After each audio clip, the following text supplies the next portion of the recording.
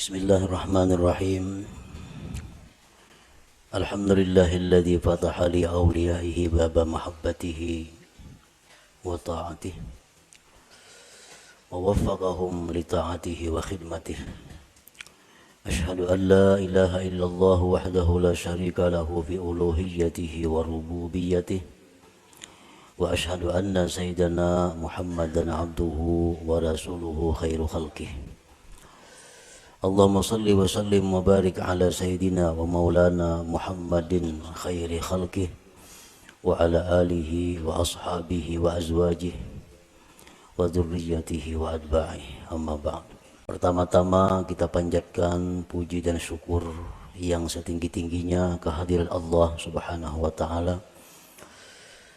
yang mengumpulkan kita di tempat ini untuk berzikir, mengingat Allah dan mengucapkan kalimah-kalimah thayyibah lainnya. Kita berharap kepada Allah agar di dunia ini selalu dikumpulkan dalam kebaikan dan takwa, dan di akhirat nanti dikumpulkan bersama-sama dengan junjungan kita Rasulullah sallallahu alaihi wasallam.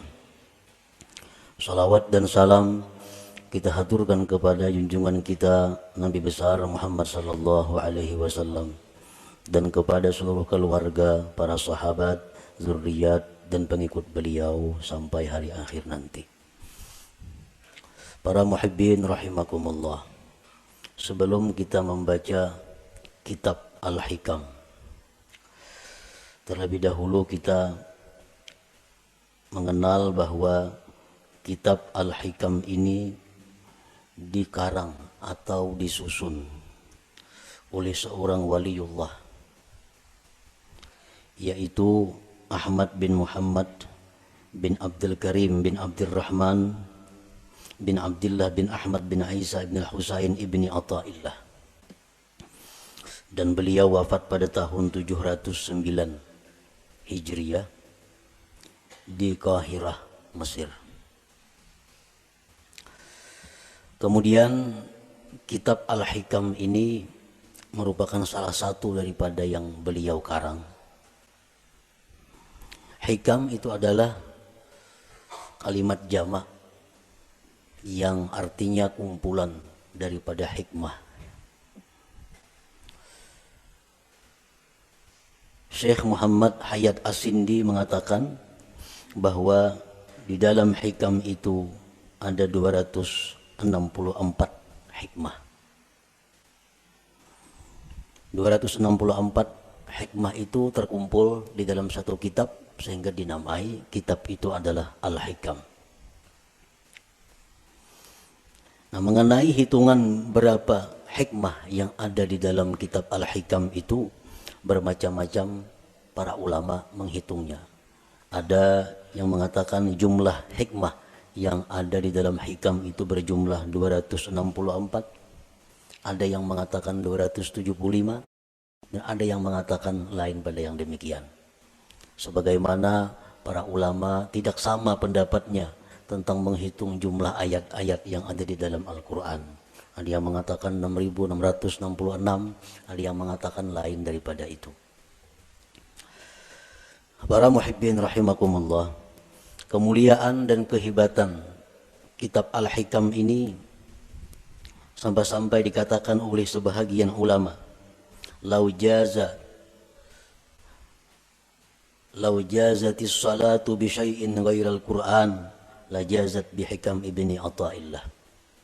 Andai kata di dalam sembahyang itu boleh kita membaca selain Al-Qur'an, waktu qiyam, waktu berdiri, itu kan hanya Quran yang kita baca, surat Fatihah dan surah yang lain. Andai kata boleh diganti dengan yang lain, niscaya kitab Hikam ini patut dijadikan penggantinya.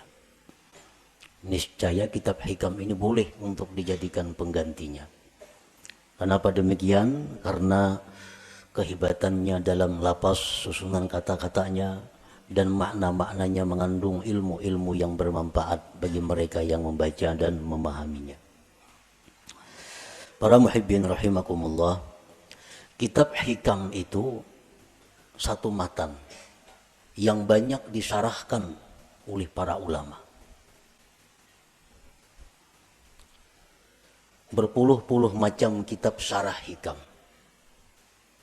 Intinya adalah menguraikan seluas-luasnya apa yang terkandung di dalam hikmah per hikmah yang ada di dalam kitab hikam itu.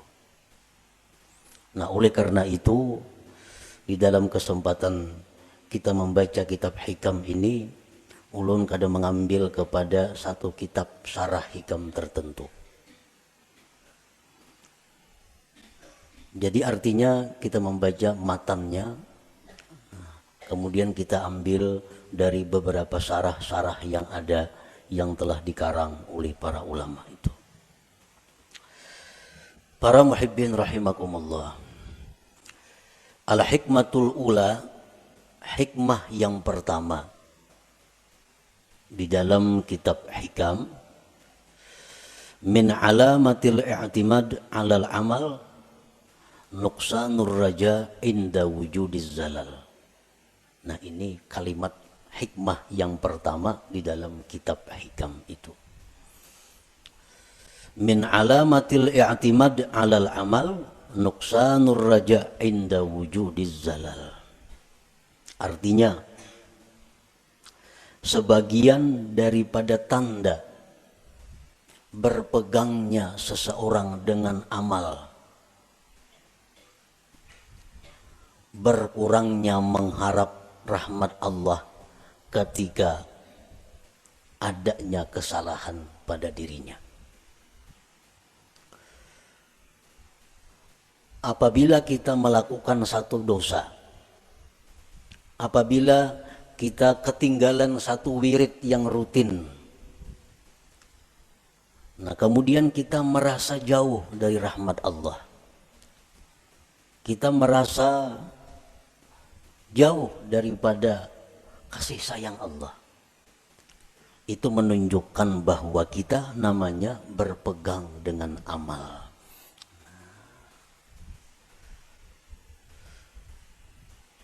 Orang-orang yang mulia, orang-orang yang sudah mengenal lebih jauh tentang Allah Subhanahu wa ta'ala, dalam keadaan apapun mereka itu tidak berkurang harapnya kepada Allah. Baik mereka dalam melakukan taat atau mereka sedang diuji dengan kemaksiatan, harap mereka kepada Allah tetap sama. Kenapa sebabnya?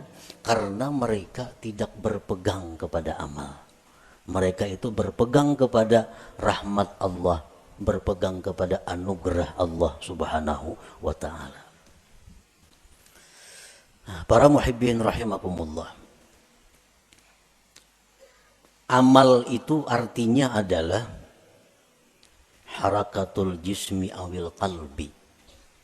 Itu ngarannya amal. Gerak tubuh, gerak jasad atau hati.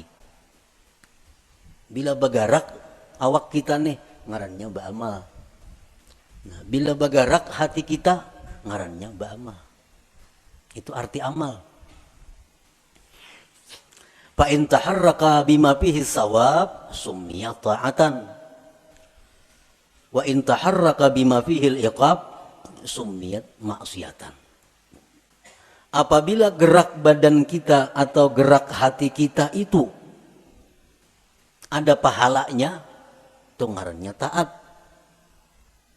Apabila gerak badan atau hati kita itu mengakibatkan kita disiksa, ngarannya maksiat. Jadi maksiat itu beramal juga. Kuat badan itu beramal jar. Orangnya penjudi. Kawah jadi padahal kan pak amalnya. Karena amal itu artinya gerak badan atau gerak hati. Bila bapahala ngarannya taat, bila maksiat ngaran, bila disiksa ngarannya maksiat. Itu arti amal.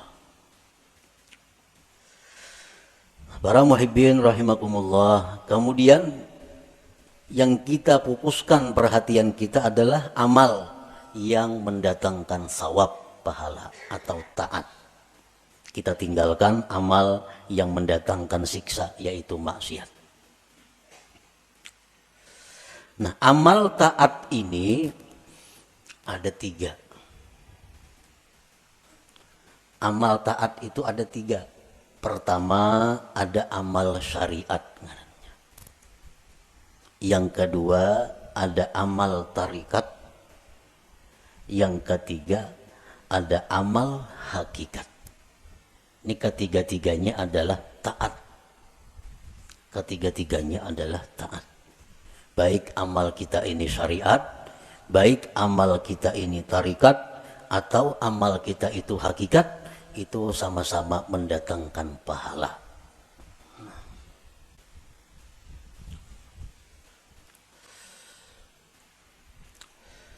Amal syariat untuk apa? Para ulama tasawuf mengatakan amal syariat itu gunanya li islahil jawarih, untuk membaguskan anggota tubuh kita. Membaguskan mata, membaguskan telinga, membaguskan mulut, membaguskan tangan, membaguskan kaki. Itu disebut adalah amal syariat. Kayak apa mata supaya bagus? Jangan memandang yang diharamkan Allah. Kayak apa mulut yang bagus? Jangan berkata-kata yang dilarang Allah. Kayak apa batis yang bagus? Jangan melangkah kepada jalan yang diharamkan Allah. Kayak apa tangan yang bagus? Jangan menjamah atau menyentuh yang dilarang Allah.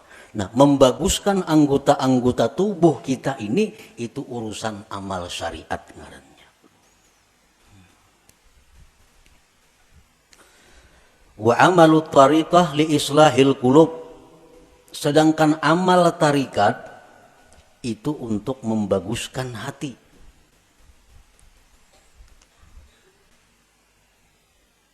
Amal tarikat itu gunanya adalah membaguskan hati. Kayak apa supaya hati jangan sombong, itu urusan amal tarikat yang membaguskan. Kayak apa hati supaya jangan ria, itu amal tarikat yang membaguskan. Kayak apa hati supaya jangan dengki, itu urusan amal tarikat yang mengurusnya. Nah, jadi amal tarikat itu adalah gunanya untuk membaguskan hati. Wa amalul hakikah li islahil arwah, sedangkan amal hakikat itu untuk membaguskan arwah. Membaguskan roh. Kayak apa roh kita ini supaya bagus? Roh nang bagus tuh nang kayak apa? Roh nang bagus tuh roh yang mengenal Allah. Roh yang bagus, roh yang mengenal Allah. Nah, kayak apa supaya roh kita ini bisa mengenal Allah? Itu urusan amal hakikat nang mengaturnya. Urusan amal hakikat nang menuntunnya kepada demikian itu.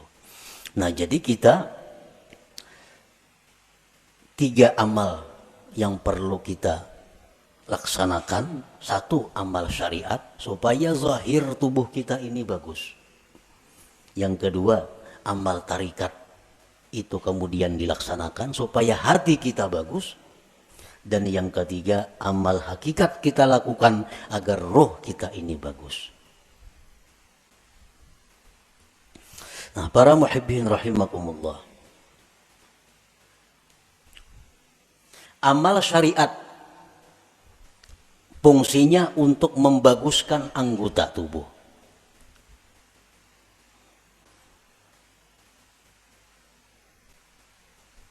Amal syariat fungsinya untuk membaguskan anggota tubuh. Apa inti daripada amal syariat itu? Amal syariat itu saling banyakkan. Tetapi kembali kepada 3 pokok. 3 pokok inilah yang disebut dengan amal syariat. Pertama, tobat. Nah, pertama tobat.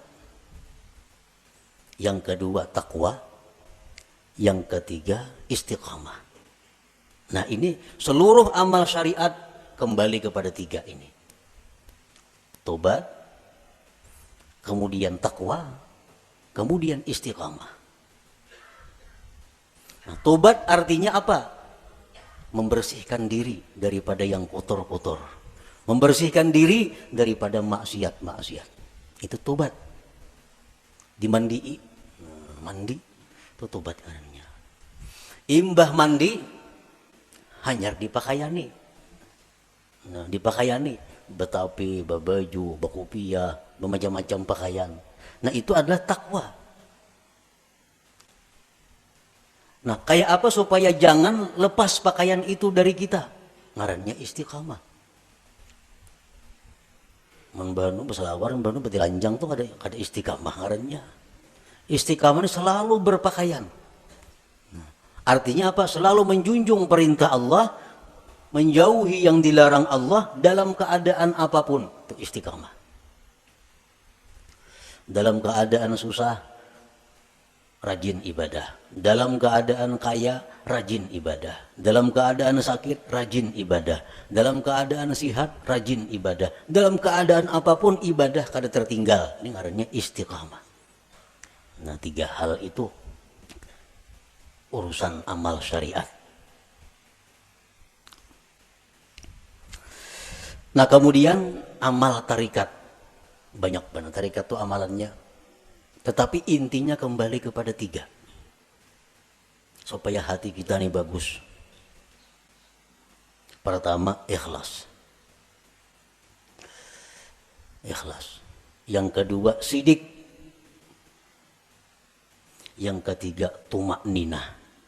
Nah, ini intinya. Seluruh amal tarikat buliknya kenang 3 ini. Bila yang 3 ini bisa kita laksanakan, maka kita sudah mempunyai amal tarikat ngarannya. Berarti sudah punya hati yang bagus. Pertama, ikhlas. Nah, yang kedua, sidik. Setiap orang sidik pasti ikhlas. Orang ikhlas belum tentu sidik. Jadi sidik itu lebih tinggi kedudukannya daripada ikhlas.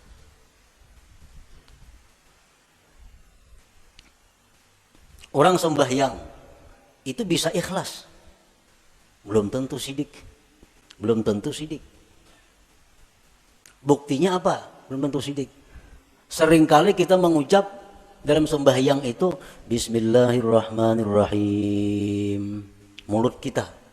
Tapi hati kita di manakah? Hati kita di rumah. Itu kada jujur orangnya. Kalau orang yang jujur mulutnya Bismillahirrahmanirrahim, hatinya Bismillahirrahmanirrahim.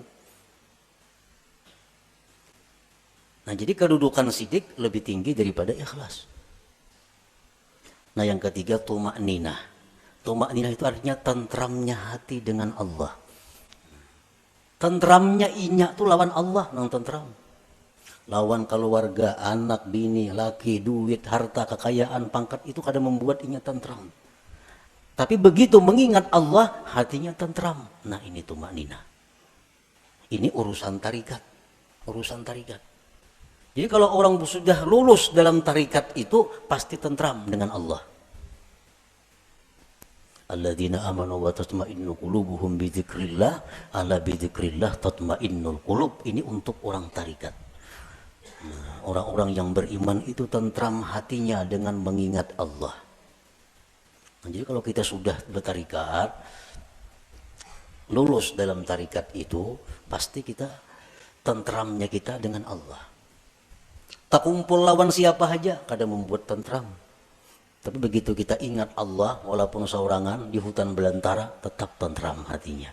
Nah, ini sudah orang yang lulus dalam tarikah ngarannya. Nah, yang ketiga, hakikat, amal hakikat. Hakikat tadi gunanya untuk membaiki roh. Roh yang baik itu roh yang kenal Allah. Nah, kayak apa roh kita ini supaya kenal Allah? Itu urusan amal hakikat. Pekerjaan hakikat. Dan inti pekerjaan hakikat itu kembalinya kepada 3. Pertama, muraqabah. Nah, muraqabah. Muraqabah itu artinya merasa dirinya selalu diawasi oleh Allah. Merasa ditilik oleh Allah, merasa diperhatikan oleh Allah. Lalu kada wani membuat hal-hal yang kada baik karena selalu diawasi oleh Allah. Nah, itu muraqabah. Bila orang tuh kawak nangka itu, merasa diri diawasi oleh Allah siang malam, di kamar, di rumah, di pasar, di kantor, di hutan, di perumahan, merasa selalu diawasi Allah, maka orang ini akan diberi Allah musyahadah. Nah, musyahadah,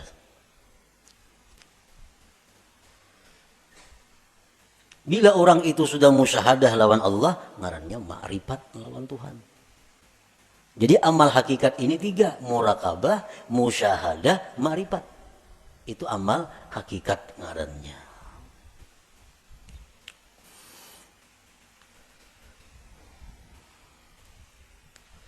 Wa'budillah ka'annaka tarah.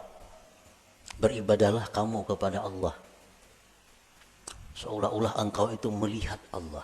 Nah, itu musyahadah. Beribadahlah engkau melihat Allah. Itu musyahadah ngarannya. Tapi fa illam takun tarah, jikalau engkau belum mampu melihat Allah, fa innahu yarak, Allah melihat engkau. Nah, itu muraqabah ngarannya. Kalau kita merasa dilihat oleh Allah siang malam, besokan kemarian, dimanapun merasa dilihat oleh Allah, itu maknanya kita muraqabah. Satu saat kalau kita terus menerus demikian, kita akan musyahadah. Kita akan musyahadah. Bila musyahadah itu diberi ma'rifat ujung-ujungnya. Nah, amal hakikat itu 3 macam. Muraqabah, musyahadah, ma'rifah. Nah, para muhibbin rahimakumullah. Jadi amal ada 3. Amal syariat, yang pertama kita laksanakan amal syariat. Tobat, takwa, istiqamah. Supaya apa? Zahir tubuh kita bagus. Yang kedua, amal tarikat. Supaya hati kita baik. Dengan apa? Ikhlas, jujur, tumakninah. Tentram dengan Allah. Yang ketiga, amal hakikat. Supaya roh kita ini baik. Nah, muraqabah, musyahadah, ma'rifat. Para ulama sufi mengatakan la yasihul intiqal ila makamin hatta yuhaqqika ma qablah. Tidak sah seseorang itu berpindah ke suatu makam, ke suatu amal, ke suatu perbuatan sebelum memantapkan sebelumnya. Sebelum mantap nang pertama jangan berpindah. Nang pertama apa tugas kita? Syariat. Amal syariat. Nah, jangan hendak masuk ke amal tarikat amun ini belum mantap. Jadi apa yang harus kita mantapi terlebih dahulu? 3 perkara. Tobat, takwa, istiqamah. Nah, 3 ini diurus. Bila 3 ini kita sudah mantap, nah hanya kita naik ke amal tarikat. Pertama, tobat. Jadi pengertian tobat ini jangan kita beranggapan bahwa nang batubat itu orang-orang periman nang perlu. Kada. Kita ini perlu kepada tobat. Jangan dianggap orang nang tengah jalan itu nang harus bertobat. Jangan orang-orang nang kada karuan itu kita anggap inya perlu bertobat. Sebenarnya kita sendiri mesti selalu tobat. Kita tiap hari mesti tobat. Kita merasa kadang-kadang orang aja yang perlu bertobat, seorang kada perlu asa baik. Nah, ini nang kada mau naik kelas. Bawa umuran itu aja. Kenapa? Karena bila merasa tobat orang yang perlu bertobat seorang ini asa bujur sudah. Pada tobat itu perlu setiap orang. Walaupun lain-lain bentuk tobatnya. Sebagian orang ada yang mesti tobat daripada kafir. Sebagian orang ada yang perlu tobat daripada dosa besar.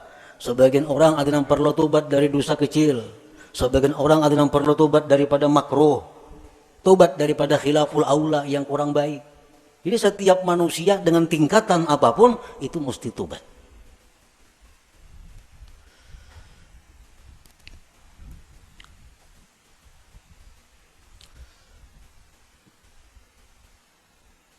Nah, kita sudahlah bertobat, sudah. Dulu minum arak, sekarang ampih. Dulu penjudi, sekarang ampih. Tobat. Dulu ketujuh riba, sekarang ampih. Tobat. Dahulu suka zina, sekarang ampih, sudah tobat. Nah, cuma tahukah kita tobat kita itu diterima atau kada? Nah, Karena orang nang ampe itu belum tentu diterima.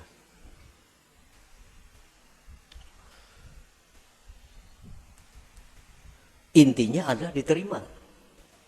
Apakah tobat kita itu sudah diterima oleh Allah atau belum? Nah ini yang kada tahu. Maka kita kada boleh naik ke suatu makam, ke suatu tingkatan sebelum memantapkan tingkatan yang pertama. Hanyar tingkatan yang kedua. Mantap nang kedua, hanyar naik ke tingkatan nang ketiga. Selama kita belum biris tingkatan syariat, kada akan bisa kita mengaji ilmu tarikat. Mengaji bisa, paham bisa, memakai pasti kada kawa. Memakai pasti kada kawa. Mau kada kawa.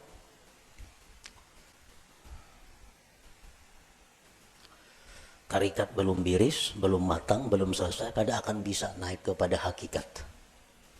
Maka dengan hakikat itulah kita bisa dapat kepada ma'rifat. Nah, jadi diibaratkan itu ma'rifat itu satu mutiara. Nah, mutiara, andaknya mutiara itu di dalam ruangan nang halus, muat awak. Ruangannya muat awak. Ruangan nang halus ini andaknya di sebuah kamar. Nah, kamar kawah jorong boleh membaandam. Dan kamar itu andaknya dalam sebuah rumah. Nah, rumah ini mau naik sepeda motor kawah aja rumah. Nah, jadi kita kada bisa masuk ke rumah kalau kita masih banyak bawaan. Ada kawa. Kalau kita masih banyak bawaan kita masih berinting, sering banyakan bawaan. Kalau kita bakajal ke rumah, kada kawa. Buangi. Nang kada perlu supaya kita kawa masuk ke rumah. Nah, motor ditinggal. Nang mana diisi motor. Toko ditinggal. Kalau mangkut toko ke rumah, kada kawa. Kios ditinggal, kabun ditinggal, kada muat rumah. Nah, jadi nang kawa masuk ke rumah hanya barang-barang tertentu. Nah, artinya apa? Syariat itu laksana rumah. Begitu kita masuk syariat, banyak yang kita tinggalkan. Riba tinggalkan, pemainan tinggalkan, zina tinggalkan, semua aja tinggalkan. Kawa tuh kita masuk ke rumah. Nah, sepeda motor kawa dibawa ke rumah, sepeda kawa dibawa ke rumah. Begitu kita hendak masuk kamar, ngalih hambo sepeda motor ke kamar. Ngalih bawa kendaraan ke kamar itu. Pas ditinggal di luar kamar. Baka karasan kada kawa bahanjuran.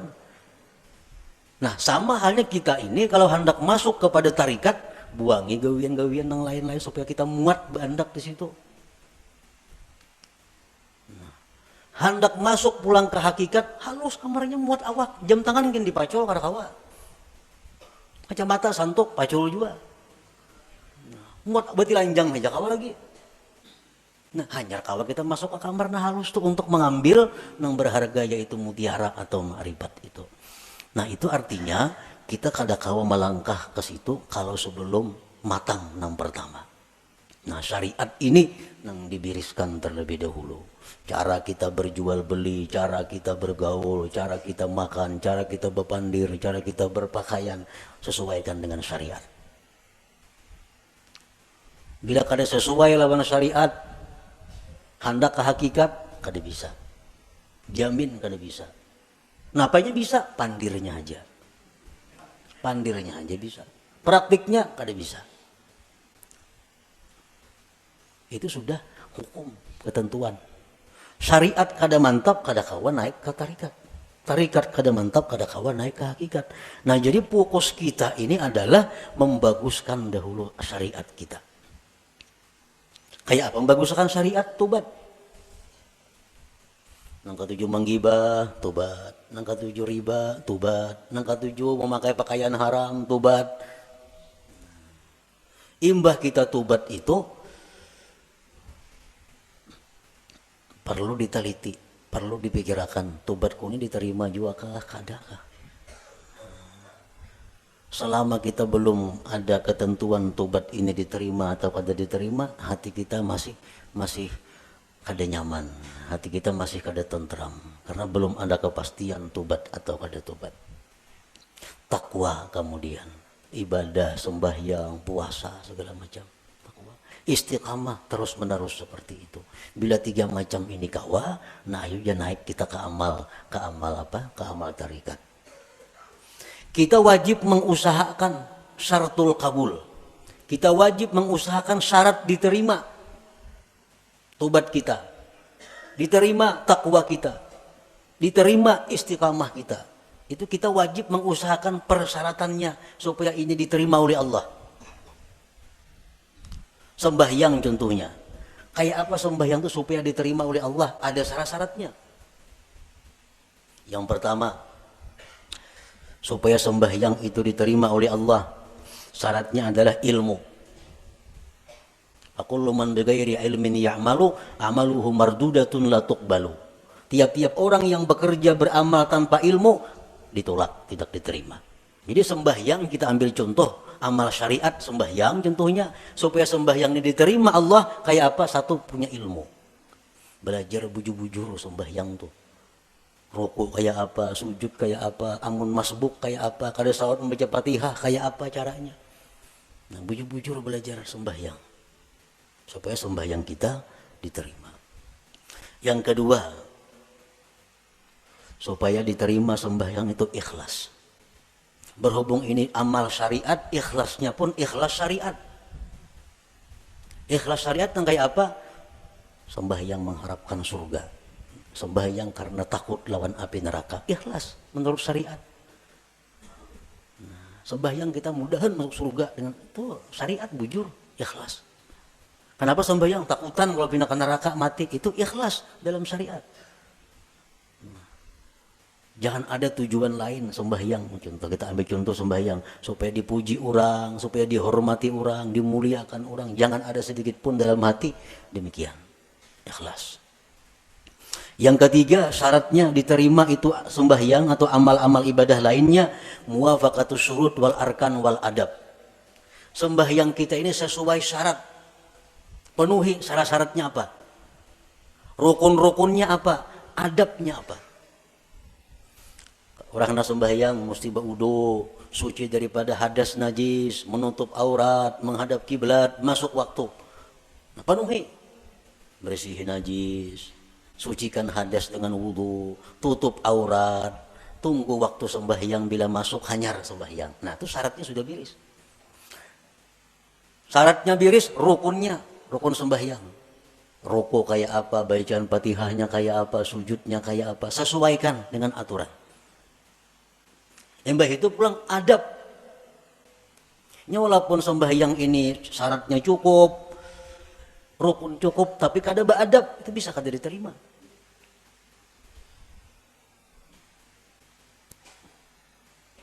Sesuaikan adabnya. Umpamanya contohnya contohnya sembahyang berkaca pinggang itu. Allahu Akbar. Nah, berkaca pinggang. Ini lawan syarat kada bertentangan. Lawan rukun kada bertentangan. Tapi adab bertentangan. Allah ada menerima sembahyang kayak ini. Harap tinggi Tuhan sembahyang kayak itu. Allahu Akbar. Nah. Jadi adab sembahyang termasuk nang sunat-sunat dalam sembahyang dilaksanakan. Yang keempat, ada mubtilat wal mukrihat wal makruhat. Tidak ada yang membatalkan dan yang dibenci Allah. Sembahyang atau ibadah kadang-kadang membatalkan, kadang-kadang dibenci Tuhan. Kita gawi semua nang sunat, jauhi nang makruhnya. Yang kelima, al halal fima yata'allaqu bih. Halal pada sesuatu yang berhubungan dengannya. Nah, pada berhubungan, makan, minum untuk tenaga, pakaian, tempat, itu mesti halal. Rasulullah bersabda, man akala luqmatan min haram lam tuqbal minhu salatu arba'in laylah. Orang yang makan satu suap daripada makanan yang haram, tidak diterima sembahyang 40 malam. Sasuap tuh kita makan nang haram 40 malam sembahyang kita ditolak Allah. Sepiring berapa suap?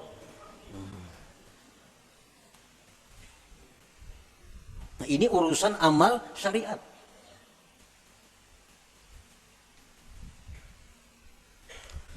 Pakaian kita mesti halal. Rasulullah SAW bersabda, "Man ishtara sauban bi asri darahim bi samanihi dirhamun haram, lam yaqbalillah salatahu ma dama alaihi minhu syai." Barang siapa nukar pakaian 10 dirham, 1 dirham ada yang haram, kada Allah terima sembahyangnya selama itu masih ada. Nah, jadi kalau amal syariat ini kita biriskan dan kita usahakan syarat diterima oleh Allah, nah hanya kita melangkah ke amal tarikah. Hanya ke amal tarikah. Para muhibbin rahimakumullah. Imam Ahmad ibnu Athaillah tadi mengatakan, termasuk tanda orang yang berpegang dengan amal, kurangnya berharap kepada Allah ketika terjadi maksiat pada dirinya. Nah sekarang kita tadi beramal, tobat sudah kita laksanakan, syarat-syarat untuk diterima sudah kita laksanakan, takwa sekarang ini kita laksanakan, istiqamah kita laksanakan. Jangan sekali-kali kita berpegang, kita condong, kita gembira dengan tobat, takwa dan istiqamah itu. Jangan sekali-kali kita berpegang, jangan sekali-kali kita bersandar, jangan merasa gembira dengan tobat, takwa dan istiqamah tadi. Kenapa sebabnya? Karena takwa, tobat, istiqamah itu bagian amal syariat tuh, itu kada akan bisa memasukkan kita ke dalam surga. Kada perlu kita gembira dengan itu. Lalu apa yang kita gembirakan? Yang kita banggakan, yang kita gembirakan itu adalah rahmat Allah yang datang kepada kita sehingga kita bisa tobat, bisa takwa, bisa istiqamah. Nah, rahmat Allahnya ini yang kita gembirakan, bukan takwanya. Nah, bila kita menggembirakan dengan takwa yang kita lakukan, ngarannya berpegang dengan amal. Bila orang berpegang lawan amal itu, lawan Tuhan turun naik. Bila banyak maksiat, asa jauh lawan Tuhan. Bila berbuat taat, asa parak lawan Tuhan. Padahal Tuhan tuh kada berjauh berparak sebenarnya. Nah di situ kelemahan tauhid kita. Kenapa kita bila berbuat maksiat, asa jauh lawan Tuhan. Berbuat taat, asa parak lawan Tuhan. Karena kita berpegang lawan amal. Jika kita berpegang dengan rahmat Allah, apapun keadaan kita selalu dekat dengan Allah. Baik dalam maksiat, kita dekat dengan Allah. Waktu taat dekat lawan Allah, karena kita berpegang lawan Allahnya, bukan dengan amal kitanya. Nah ini min alamatil i'timad 'alal amal nuqsanur raja' inda wujudiz zalal. Rasulullah SAW bersabda, la yadkhulu ahadukumul jannah bi amalihi. Seseorang kamu, ujar Nabi, selamanya tidak akan bisa masuk surga dengan amalnya. Nah, buat apa kita berpegang lawan amal? Buat apa kita gembira dengan tobat, gembira dengan takwa, gembira dengan sembahyang? Nah, apa gembira akan? Itu kadang membawa ke surga, ujar Nabi kita. Qalu wala anta ya Rasulullah, qala wala ana. Aku pun ya Nabi, amalku kada bisa masukkan aku ke surga. Illa ayyatagammadani Allah birahmatih. Kecuali Allah yang meliputkan aku dengan rahmatnya. Nah, rahmatnya ini yang kita gembirakan. Oh, kita gembira, kita suka tobat sebab Allah memberikan rahmat kepada aku. Bukan dengan tobatnya kita gembira, tapi dengan rahmat yang diberikan Allah kepada kita. Nah, itu yang kita pegang. Bila kita memegang rahmat Allah, kita kada akan berubah dengan Allah dalam keadaan taat atau dalam keadaan maksiat. Nah, inilah inti daripada yang dimaksud dalam hikmah yang pertama Imam Ahmad ibnu Athaillah, min alamatil i'timad 'alal amal nuqsanur raja' inda wujudiz zalal. Tanda orang yang berpegang dengan amal, kurang berharap, rasa jauh bila mana dia maksiat kepada Allah, padahal kada boleh itu.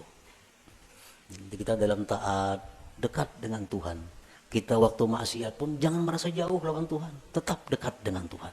Karena maksiat taat itu adalah bagian daripada amal.